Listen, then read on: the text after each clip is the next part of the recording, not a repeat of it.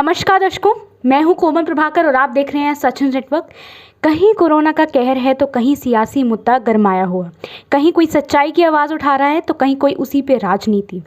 कहीं कोरोना से काम ठप है तो कहीं कालाबाजारी का जोर। तो मुद्दा है यही, करेंगे बात दिन भर की। आइए जानते हैं देश और दुनिया की मुख्य हेडलाइंस। अदानी ग्रुप के मालिक गौतम अदानी एशिया के दूसरे सबसे अमीर बिजनेसमैन बन गए हैं। उनकी कुल संपत्ति 4.98 अरब डॉलर रही है। इस साल में उनकी संपत्ति में 2.47 लाख करोड़ रुपए का इजाफा हुआ है, यानी करीबन 100% की बढ़त। एशिया में पहले नंबर पर रिलायंस के मुकेश अंबानी हैं, जिनकी कुल संपत्ति 5.73 लाख करोड़ रुपए है। ये जानकारी ब्लूमबर्ग की बिलियनियर इंडेक्स रिपोर्ट में दी गई है। हरियाणा की रोहतक जेल में रेप और मर्डर मामले में उम्र कैद की सजा काट रहे डेरा सच्चा सौदा प्रमुख गुरमीत राम रहीम को पैरोल मिल गई है। गुरमीत को शुक्रवार के रोहतक की सुनारिया जेल से कड़ी सुरक्षा में गुरुग्राम ले जाया गया।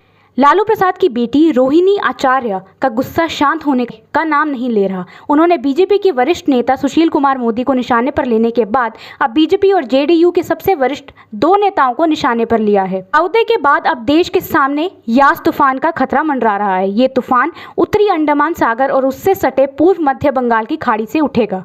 24 मई तक इसके चक्रवाती तूफान में तब्दील होने की आशंका है। खतरे को देखते हुए केंद्र ने आंध्र प्रदेश, ओडिशा, बंगाल, तमिलनाडु और अंडमान निकोबार को अलर्ट किया है। पूर्वी लद्दाख में भारत की चीन के साथ लगने वाली वास्तविक नियंत्रण रेखा LAC पर करीब एक साल पूर्व पैदा हुआ तनाव आज भी बरकरार है। ऐसे में LAC के करीब सटे इलाकों में चीन की पीपल्स लिबरेशन आर्मी PLA की गतिविधियों को ध्यान में रखते हुए भारतीय सेना ने भी अपने जवानों को सतर्क रहने के निर्देश दिए हैं। श्रीनगर से लद्दाख की ओर सेना की मूवमेंट भी तेज हो गई है। पश्चिम बंगाल में विधानसभा चुनाव खत्म होने के बाद भी हिंसा का दौर जारी है। दावा किया जा रहा है कि लगातार हो रही हिंसा के चलते राज्य में लोग पलायन को मजबूर हो रहे हैं। इस संबंध में सुप्रीम कोर्ट में एक याचिका दायर की गई। पश्चिम बंगाल से बड़ी खबर सामने आ रही है। यहाँ की भवानीपुर सीट से शोभन देव चटर्जी ने विधायक पद से इस्तीफा दे दिया है। उन्होंने आज यानी शुक्रवार को विधानसभा अध्यक्ष ममता बनर्जी को अपनी इस्तीफा सौंपा। उनकी जगह पर ममता बनर्जी उपचुनाव लड़ेंगी।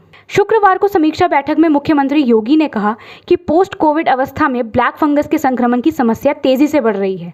स्वास्थ्य विशेषज्ञों के परामर्श के अनुरूप प्रदेश सरकार सभी मरीजों के समुचित चिकित्सीय उपचार की व्यवस्था कर रही है। केंद्र सरकार के निर्देशों के क्रम में कोविड की तर्ज पर ब्लैक फंगस को भी महामारी घोषित किया जाए। मुख्यमंत्री ने इस संबंध में आज ही इससे संबंधित आदेश जारी कर दिए हैं। दिल्ली के छत्रसाल स्टेडियम में 4 मई की रात पहलवानों के बीच हाथापाई के बाद जूनियर नेशनल चैंपियन पहलवान सागर की मौत हो गई थी। इस विवाद में ओलंपिक पदक विजेता सुशील कुमार का नाम सामने आ रहा है।